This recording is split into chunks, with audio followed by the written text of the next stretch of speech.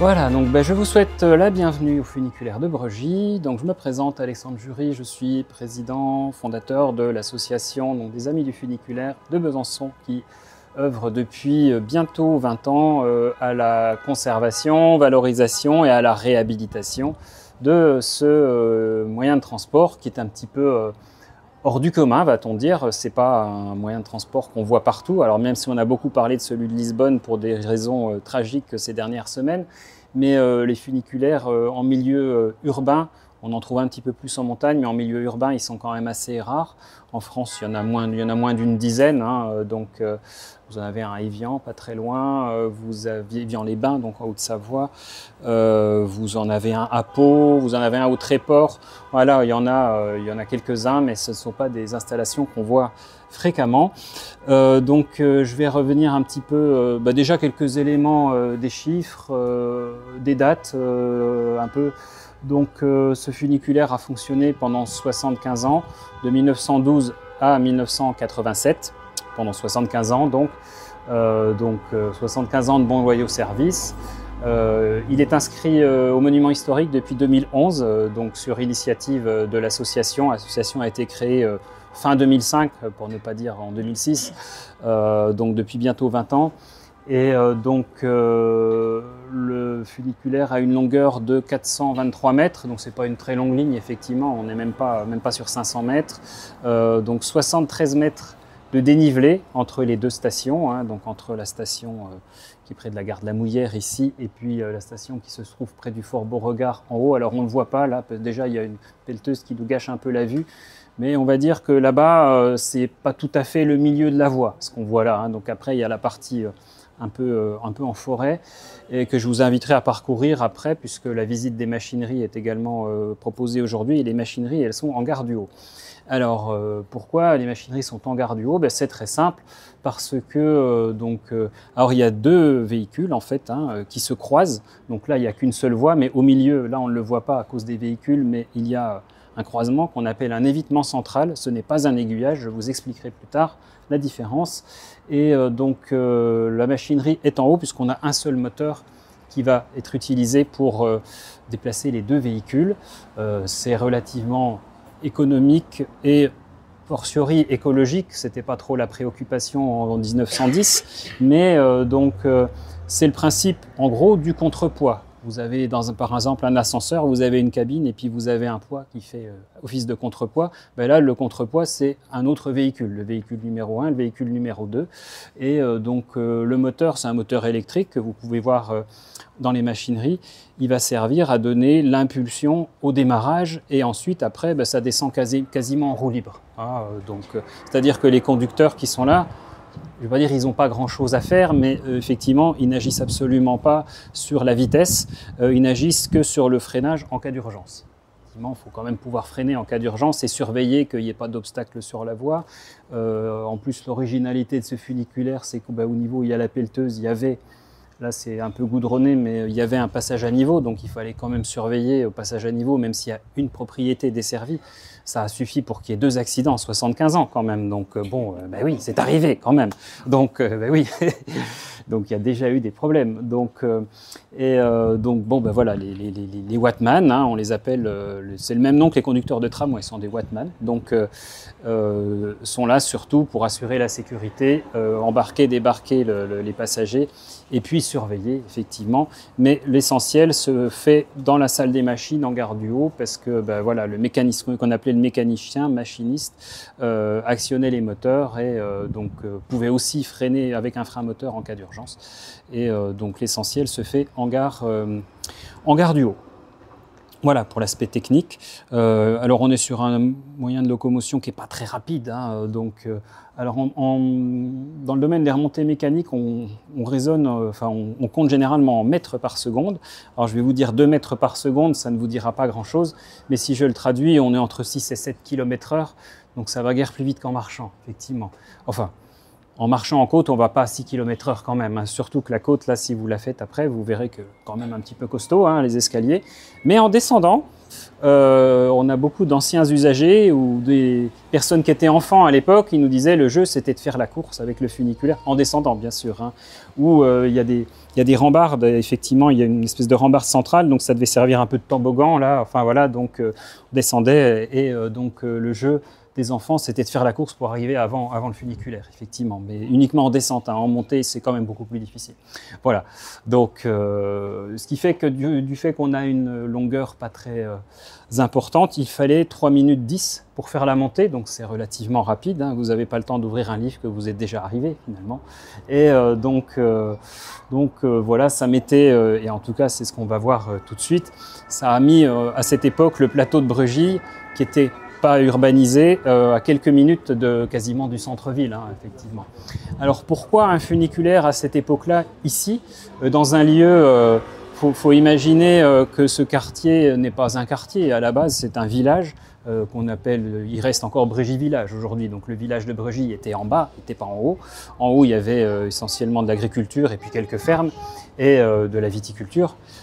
Puisque tous les coteaux autour de la ville, c'était pas boisé comme aujourd'hui, c'était des vignes, hein. Donc il faut attendre les épidémies de phylloxéra au 19e siècle qui ont décimé complètement les vignes pour que tout cela change. Et puis les changements des habitudes de consommation, évidemment, puisque on boit beaucoup moins de vin, en tout cas beaucoup moins de vin de table qu'on pouvait boire à cette époque-là. Et donc à cette époque, on n'a pas grand-chose sur le plateau de Bregy. En revanche, dans les années 1800, alors il faut remonter fin 19e siècle, effectivement, dans les années 1880, commencent à se développer les abords du centre-ville, en tout cas tout ce qui est au-delà des remparts. C'est à cette époque-là d'ailleurs qu'on rase une partie des remparts donc que la ville commence à se développer à l'extérieur. Il faut savoir que le premier bâtiment public à être construit en dehors des remparts, alors c'est même bien avant, c'est 1855, c'est la gare de la Viotte. Hein, donc qui était le premier bâtiment public construit hors des remparts, parce qu'on ne pouvait pas faire rentrer le chemin de fer dans la boucle, évidemment. Donc la compagnie de chemin de fer de l'époque avait un peu arbitrairement choisi cet emplacement de la Viotte pour accueillir une gare qui ne plaisait pas du tout à la ville à l'époque et aux habitants qui trouvaient ça beaucoup trop éloigné du centre-ville. C'était en pleine forêt, ça fait un peu la gare d'Auxon aujourd'hui, hein, vous voyez, les problématiques reviennent, un siècle et demi plus tard, on retrouve un peu les... Et donc la ville va consentir de grands efforts, va faire un peu pression sur la compagnie des chemins de fer pour construire une nouvelle gare, qui n'existe plus aujourd'hui, mais enfin dont on a une relique, mais une nouvelle gare jugée plus pratique et dans un emplacement plus proche à la Mouillère. Donc ici même derrière vous, vous avez ces splendides barres d'immeubles, mais à l'origine il y avait une gare qui était très belle en plus, faite par l'architecte Alfred Ducas, donc qui a été démolie au début des années 60 et remplacée par un tout petit bâtiment, gare de la Mouillère, que vous avez après les immeubles là. Donc il y a encore une gare, mais qui ressemble plus à une halte ferroviaire. Bref, on pensait que cette gare allait devenir la gare centrale. Ça ne sera jamais le cas. Il y a une ligne qui va sur la Suisse, mais ça reste une ligne secondaire, puisque le flux de population, c'est plutôt l'axe Dijon, Belfort, Mulhouse, l'Alsace. Hein, et ça, c'était déjà le cas à l'époque, et ça n'a pas réellement changé. Voilà, c'est pour ça qu'on a construit la ligne TGV sur cet axe-là aussi beaucoup plus tard. Donc la problématique de déplacement n'a pas beaucoup évolué. Et alors pourquoi je parle de cette gare? Alors il y a un tout petit une relique de cette gare, c'est la passerelle, là, qui est juste là derrière, là, qui est assez jolie. Voilà, ça a été construit en même temps que la gare de la Mouillère. C'est vraiment ce qui nous reste de la gare de l'époque. Et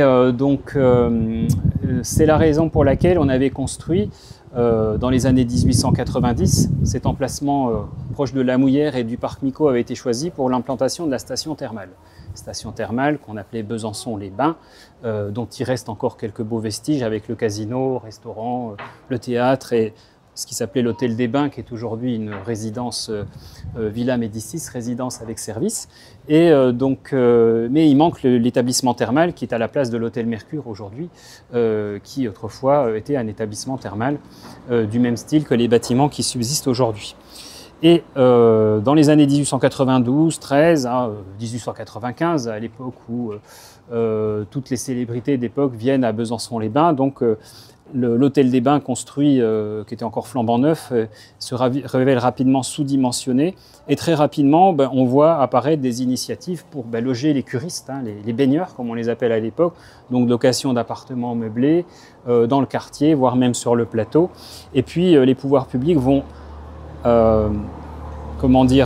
inciter l'initiative privée pour voir se développer aux abords des bains, et plus particulièrement sur le plateau de Beauregard-Brugy, des centres de villégiature, pourvu qu'ils soient équipés de moyens suffisants avec le centre-ville. Alors à cette époque, ça fait un peu sourire, mais on parle d'offrir aux curistes, en complément d'une cure saline, les eaux salines qui venaient de Miserey, aujourd'hui Miserey-Saline, on voulait proposer une cure d'air de moyenne montagne. On a bien entendu moyenne montagne. Alors, il y a 250 mètres d'altitude, à peu de choses près ici. Je vous ai dit qu'il y a 73 mètres de dénivelé entre les deux stations, donc il n'y a même pas 330 mètres d'altitude là-haut. Hein. Oh, 425 si on va à Brugy, vraiment au-dessus, là, à l'émetteur, là, un peu plus haut. Donc on a entre 3 et 400 mètres d'altitude. Et donc à cette époque-là, on parle de cure d'air de moyenne montagne. Alors, l'air devait être pur, il n'y avait pas de circulation, il n'y avait quasiment pas d'urbanisation là-haut. Et en tout cas, c'est un argument qui est repris à l'époque. Et notamment par un industriel qui habite sur le plateau, enfin il n'habite pas sur le plateau, il habite plutôt sur les coteaux, dans ce qui est l'actuelle rue du Funiculaire, sa maison existe encore, qui s'appelait Émile Picard. S'il y en a qui connaissent le plateau de Brégy, il y a la rue Émile Picard qui est juste à la sortie du Funiculaire. Et dès 1899-1900, là, vraiment tournant du XXe siècle, il va s'intéresser à améliorer l'accès au plateau. Parce qu'il dit que de nombreux propriétaires mettent à disposition des appartements meublés, des villas. Il en avait lui-même, hein, donc il était aussi doublement intéressé. Et donc il propose d'abord de refaire un peu les chemins, puis très rapidement, vers 1902, on voit apparaître un premier projet de chemin de fer électrique entre La Mouillère et Beauregard. Vous trouvez un dessin publicitaire ici. Alors il n'est pas du tout à l'échelle, hein, c'est un dessin, hein, donc c'est pas tout à fait à l'échelle. Si on prenait le même angle de vue, on ne verrait pas autant d'éléments qu'on en voit là. Mais on reconnaît quand même le fort Beauregard, là, qui est beaucoup plus dégagé qu'aujourd'hui. Hein, vous voyez que là, en contrebas du fort Beauregard, si vous vous promenez là-haut, ça fait un peu forêt vierge. Mais là, on a des vignes. On a de la vigne et du verger. Effectivement, à cette époque, le fort Brugy, ici, hein, là où il y a l'émetteur télé actuellement. Et puis on aperçoit, elle est un peu effacée là, mais la grande gare de La Mouillère, hein, donc le beau bâtiment en pierre de taille. On aperçoit l'extrémité du bâtiment thermal, qui est aujourd'hui Hôtel Mercure, aujourd'hui détruit, et puis quelques maisons qu'on peut reconnaître en se promenant dans la rue. Ici, c'est l'usine de montre Tribaudot, qui est encore, on a le bâtiment qui est là, qui a été un peu modifié, mais l'usine, elle est là. Et puis, cette espèce de chemin de fer, là, qu'on ne sait pas vraiment si c'est un funiculaire, là, ou un chemin de fer à crémaillère, qui n'est pas du tout à l'échelle, hein. Évidemment, le wagon est beaucoup trop gros, il est aussi gros que les maisons, et il est en courbe en plus, alors que là, il est droit. Mais en tout cas, ça vous montre un petit peu tout ce qu'on pouvait trouver sur le plateau à l'époque, quelques villas.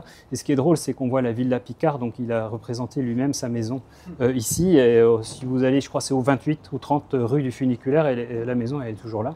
Elle n'a pas changé d'ailleurs, cet aspect-là. Et vous voyez, c'est intéressant, voilà, donc Hôtel Bellevue. Donc il y a eu un gros projet d'hôtel à proximité du fort Beauregard qui avait été imaginé par l'architecte Maurice Boutrin à l'époque, d'un immense hôtel avec évidemment une très belle vue. Ah, il portait bien son nom, donc un hôtel comme on voit dans les grandes stations thermales. Si vous allez à Évian-les-Bains ou autre, près de la buvette Cachat, vous allez trouver des hôtels comme ça qu'on trouve, dont on peut encore trouver les plans et même les aquarelles donc aux archives ou à la bibliothèque municipale. Voilà, donc premier projet de 1902, donc funiculaire, premier projet de funiculaire. Contrainte technique à l'époque, on n'a pas encore l'électricité qui vient jusqu'ici, et on avait envisagé un système relativement, alors c'était pas de l'écologie à l'époque, mais ça en est complètement aujourd'hui, un funiculaire qui fonctionnait à contrepoids d'eau, donc avec un système de citernes caché sous les planchers, grosse citerne, hein, donc plusieurs dizaines de mètres cubes, qu'on aurait rempli en gare amont, vidé dans la voiture gare aval, et puis la différence de poids suffisait à faire monter et descendre. Il y a quelques funiculaires qui existent encore aujourd'hui. Vous en avez un à Fribourg en Suisse qui fonctionne comme ça. donné à Wiesbaden en Allemagne que j'avais pris il y a quelques années. Donc voilà, c'est funiculaires à contrepoids d'eau qui ont existé dans quelques villes. Et alors à Fribourg, il est 100% écolo, il fonctionne avec les eaux usées, donc c'est les eaux des égouts qui sont utilisées pour transporter de la ville haute à la ville basse. Vous avez les odeurs en été, enfin tout ce qui va avec. Mais ça fait partie du folklore et zéro émission de gaz à effet de serre. Voilà, vous utilisez des eaux usées, donc même pas des eaux que vous traitez. Et voilà, donc à Brugey, ça ne fonctionnait pas, tout simplement parce qu'il n'y a pas d'eau en quantité sur le plateau. Il faut avoir d'immenses citernes, d'énormes réservoirs ou une rivière. Et évidemment, là-haut, on n'a pas ça. Nous avons des ruisseaux. Chemin de l'Aiguille ici. Alors l'Aiguille, c'est le petit ruisseau. Hein. Aigues, c'est ce qu'on trouve dans Aigues-Mortes, Aigues-Belette en Savoie. Vous avez un lac. Ça n'a rien à voir avec un aiguillage. Hein. Chemin de l'Aiguillette. Alors vous avez l'Aiguille. L'Aiguillette, c'est encore plus petit. Vous avez juste là la rue des Fontenotes. Donc petite fontaine. Hein. Donc autant de références à de l'eau, mais pas de l'eau en quantité. C'est de l'eau de ruissellement quand il pleut. Voilà. Donc ce projet est abandonné, donc il y en aura plusieurs, je ne vais pas revenir en détail. On imagine à un moment de faire carrément un train à crémaillère, comme celui que vous avez par exemple au Mont Blanc, là, qui monte au Mont-en-Vert, à Chamonix. Donc c'est très coûteux, donc finalement on abandonne le projet. Je vous passe ces détails. Et on arrive effectivement à ce projet abouti vers 1908 pour le premier projet présenté à la ville, de funiculaire. Donc sur la partie la plus abrupte du terrain, et on envisageait ultérieurement de le prolonger sur le plateau par une ligne de tramway. Bon, la ligne de tramway ne sera jamais construite, il y a juste dans le garage, ce qui est le garage à côté de la gare du Haut, il y a quand même un départ de rail du tramway dans le sol, effectivement, il y a un bout de rail, c'est tout, mais il n'y en a jamais eu plus. Et donc la guerre de 14 ensuite va mettre terme à ce genre de projet. Mais on avait imaginé une ligne de tram sur le plateau de Brugey. Je ne sais pas si un jour ça ressortira, ça, par les temps qui courent. Pourquoi pas? Non, je souris. Hein. Franchement, il n'y a pas suffisamment de population sur le plateau. Mais voilà, donc vous avez le plan en coupe de la colline, hein, en fait, que vous avez ici, avec la station où nous sommes, là, Besançon, station Brugey. Enfin, c'est plutôt Beauregard. Hein. Et puis voilà, donc l'évitement central, hein, la partie où les deux voies se croisent, hein, les deux véhicules se croisent. Tout ce qui est en rose est construit en remblai, et puis tout ce qui est en jaune, la partie supérieure, qui est un peu enterrée, effectivement, un peu encastrée, c'est du déblai, effectivement, que vous avez ici. Ce funiculaire alors les travaux vont prendre du retard, évidemment, les expropriations prennent du temps. Enfin bon, il a fallu une déclaration d'utilité publique pour pouvoir justement exproprier. Ça reste une ligne privée à l'origine, hein, donc c'est un industriel hein, qui construit et donc 230 000 francs or à l'époque, hein, ça fait plusieurs millions d'euros d'aujourd'hui quand même, hein, donc si on convertit, et qui est financé par une société par action, hein, 460 actions de 500 francs, ça fait 230 000 francs, qui finance donc la construction. Voilà, donc il fonctionne à partir de 1912, avec beaucoup de retard. Le premier projet 1902, mise en service 1912. Oh, ces grands projets, ça prend toujours du retard, vous le savez. Hein. Et c'est comme le tram encore, qu'il n'a pas eu tant de retard que ça. Et vous avez ici une photo de la gare du Haut. Si vous montez après, vous verrez qu'elle n'a pas beaucoup changé. Et ça, c'est vraiment une photo qu'on peut dater, enfin c'est une carte postale, hein, mais qu'on peut dater de l'hiver 1912. Donc c'est vraiment une des plus anciennes photos qu'on ait du funiculaire après sa mise en service. On voit encore que les murs sont tout propres, les joints de pierre et tout hein, sont neufs. Et le hangar qui devait servir au départ du fameux tramway, qui était en construction là, à ce moment-là. Aujourd'hui, c'est un garage, on l'a un peu rasé, enfin, on l'a transformé en garage, mais les fondations du bâtiment existent encore. Et on voit que ce bâtiment-là n'est pas encore terminé. Et voilà, puis en hiver, on voit, il n'y a pas de feuilles, donc c'est assez simple. Voilà, hein, ici, il fonctionne à partir de 1912. Alors ce qui est intéressant, c'est que le grand argument de l'époque, la station thermale, le thermalisme, les curistes, les baigneurs, déjà en 1912, la station thermale, elle est déjà sur le déclin. Hein, c'est 1892, 1910, hein, la station thermale, et après elle est en déclin. Les promoteurs, c'était des promoteurs parisiens qui n'étaient pas très bien vus non plus de la population locale, décèdent les uns après les autres à la fin des années 1900. Et puis après, des locaux reprennent la suite, mais l'intérêt n'est plus le même. Et la station thermale connaît déjà une moindre activité. Et puis ensuite, il va y avoir la guerre de 14 très rapidement, effectivement, à partir d'août 14, donc qui va mettre un terme à toute activité thermale, puisque les thermes sont transformés en centres de soins pour les blessés qu'on rapatrie du front. Donc il n'y est plus question de thermalisme, en tout cas à partir de 1914. Et donc voilà, par contre, ce qui est intéressant, on va peut-être avancer un petit peu. Alors cette photo-là, je vais la mettre là si tout le monde veut la voir peut-être. Voilà, ici, voilà une photo de la gare du Bas qui doit dater à vue de nez du printemps 1913. On voit le petit chemin des aiguilles qui est là. Alors là, c'est un peu pixelisé, mais il y a des ouvriers qui sont en train de faire les murs là, donc vraiment le chemin est en cours de finition. Et donc c'est la photo, sans doute une des plus anciennes photos de la gare du Bas, et donc qui nous a servi un peu de modèle pour la restauration. Vous voyez, avec les petits crénellages de la pancarte, enfin bon, qu'on a refait. Le lettrage est refait à l'identique. Voilà, donc c'est une des photos qui a servi de base à cette restauration. Voilà, donc 1914. Donc le funiculaire fonctionnait 7 jours sur 7 à cette époque, de 7h30 du matin à 19h30, une pause de 12h30 à 13h30, et il fonctionnait jusqu'à 21h30 en été pendant la saison des cures thermales. Donc je crois que c'était 1er mai, 1er octobre, quelque chose comme ça.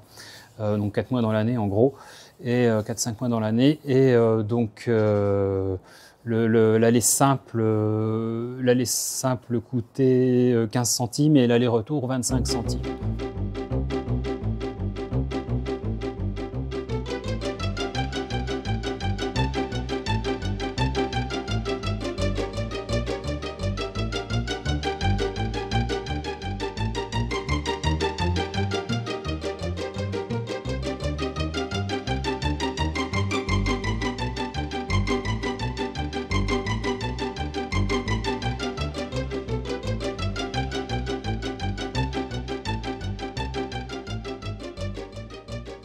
Donc en 1938, en fait, ils l'ont changé pour mettre un moteur compatible. Donc en 1938, moteur Alstom. Il y a même marqué Belfort sur la... Il y a marqué Alstom sur la plaque et il y a même marqué Belfort. C'est un moteur du coin en plus. Okay. Et depuis, il n'a pas bougé. D'accord. Donc jusqu'en 87, c'était ce moteur-là qui faisait tourner nucléaire. Alors pourquoi il n'y a pas eu besoin d'évolution en termes de puissance par rapport à votre question? C'est parce qu'on a le mécanisme de contrepoids. C'est-à-dire que on est dans une situation, une voiture en bas, une voiture au-dessus. En théorie, si on lâche les freins de la voiture du dessus, avec son poids, elle va arriver à tirer la voiture du bas. Okay. Mais ça va être, en théorie, dans la théorie de la théorie, ça va fonctionner, mais ça va être assez lent. Le temps que le mouvement s'initie, il va y avoir quelques minutes. Donc on va démarrer, mais doucement. Donc le moteur, en fait, il est juste là pour initier le mouvement. C'est-à-dire que le moteur va permettre de tirer la voiture du bas. La voiture du haut va aussi commencer à descendre, donc elle va aider aussi au mouvement. Donc c'est pour ça qu'il n'y a pas besoin d'un moteur vraiment très bien dimensionné. Donc il sert juste à lancer le mouvement, mais pour l'accélérer, entre guillemets. Mais en théorie, ça, voilà, juste le contrepoids naturel suffirait. Donc on a juste le moteur pour lancer ça. Et donc ce qui se passait, et donc ça c'est aussi un argument pour dire que ça ne consomme pas beaucoup d'électricité, c'est qu'arrive à peu près à mi-chemin, donc on lance le moteur, ça initie le mouvement, la voiture du haut commence aussi à faire son travail avec le phénomène de contrepoids, donc ça se met en place, ça commence à prendre son rythme de 3 heures, et arrive au milieu, on peut carrément se permettre de couper le moteur, parce que de toute façon, le mouvement est lancé, le poids de la voiture qui descend va finir le mouvement de montée de la voiture montante. Okay. Donc, voilà. Donc du coup, il n'y a même pas besoin que le moteur soit allumé en permanence pendant toute la durée du voyage. Donc en termes de conso électrique, ouais, c'est vraiment pas mal. Donc on avait ça. Quoi d'autre? Également, on a un système sur les systèmes de sécurité. Donc je vous ai parlé, c'est vraiment un problème sur la voie. Donc, on coupe le moteur. On peut venir serrer ici les patins en bois pour vraiment arrêter toute la machinerie. Dans les voitures, il y a aussi des systèmes de sécurité, c'est-à-dire que si le câble est rompu, malheureusement un peu comme ce qui s'est passé à Lisbonne récemment, si le câble se coupe, il y a un système dans le châssis qui fait qu'il y a un mécanisme en fait, qui s'enclenche et qui va serrer des mâchoires sur les rails. C'est-à-dire que la voiture, notamment celle qui est le plus haut, ne va pas dévaler toute la pente. Et à Lisbonne, c'est ce système-là qui a été défaillant. En fait, il y a eu un problème sur le câble et le système ne s'est pas enclenché. Donc la voiture a dévalé toute la pente, malheureusement. Donc il y a un système aussi, pour compléter, il y a un système de sécurité en cas de rupture du câble qui, pour la petite histoire, s'appelle système de frein parachute. Voilà, la première fois qu'ils m'ont parlé de frein parachute, moi dans ma tête c'était parachute, parachute avec la toile. En fait, non, parachute pour empêcher la chute. Là, c'est l'EGBM, le propriétaire, donc on demande la permission pour faire des visites, mais on n'a pas accès en permanence. Donc on ne voyait pas trop ce qui se passait dans la machinerie, dans quel état c'était, etc. Et on avait peur que ça soit dégradé. Donc du coup, on a fait inscrire l'ensemble du site au monument historique, ce qui fait que là, typiquement ici, on est dans un quartier assez sympathique pour un promoteur immobilier. Donc ça empêche que quelqu'un se dise ah ben moi je rachète tout le site, je rase tout et je fais un boulot. Donc là au moins on sait que tout ce que vous voyez ici est protégé.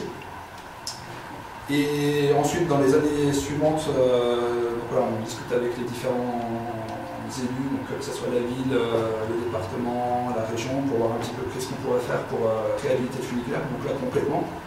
Donc on a mené une étude là 2020-2021 pour voir le coût de remise en état. Parce que jusque-là, les réponses étaient bah oui, ça doit coûter cher de tout rénover. Donc maintenant, on a un chiffre un peu plus précis, c'est 4 millions d'euros. Voilà, c'est quand même un gros symbole. Sur les 4 millions, il y a déjà 1,5 million, c'est pour refaire la loi complètement. Parce que tout ce qui existe, voilà.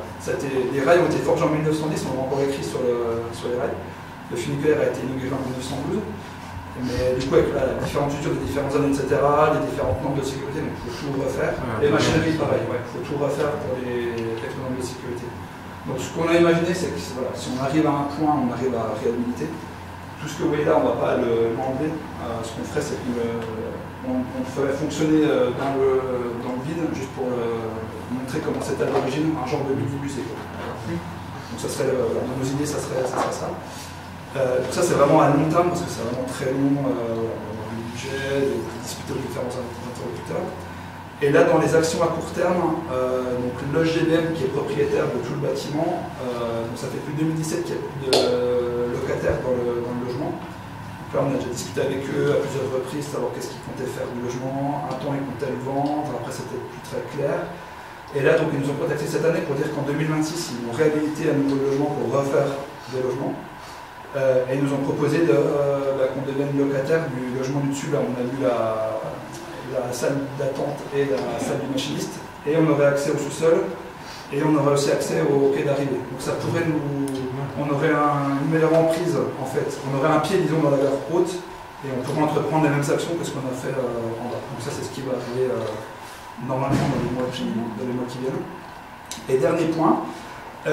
En termes de nombre d'adhérents, pour l'instant on est 70. Donc c'est des membres qui nous donnent leur soutien, mais en termes de membres actifs, on est 5 à 6, c'est surtout les membres du conseil d'administration, dont je fais partie.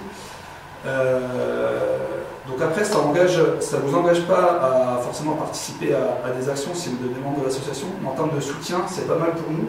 Parce que si on arrive pour discuter avec des élus et qu'on est une assoce de 60 ou si on est une assoce de 800, ben ça n'a pas le même poids dans les discussions. Donc si ça vous intéresse de soutenir le projet et de nous soutenir, voilà, vous pouvez simplement adhérer à l'association. Juste le fait d'adhérer, ça nous fait plus un dans le nombre d'adhérents et ça nous aide.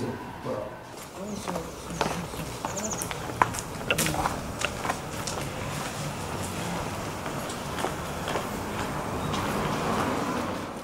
Le quai d'arrivée, voilà, il arrivait en butée. Alors pas tout à fait à la butée, 50-60 cm avant, parce que le conducteur de la voiture avait la capacité de freiner graduellement la voiture. Donc voilà, il freinait doucement pour arriver au point souhaité pour que les passagers puissent descendre. Donc il y avait un des côtés où les passagers pouvaient embarquer, l'autre côté c'était la sortie, voilà, la descente. On voit donc sur la fenêtre, c'était là où se trouvait le machiniste, il avait la vue directe sur ce qui se passait sur le quai du haut.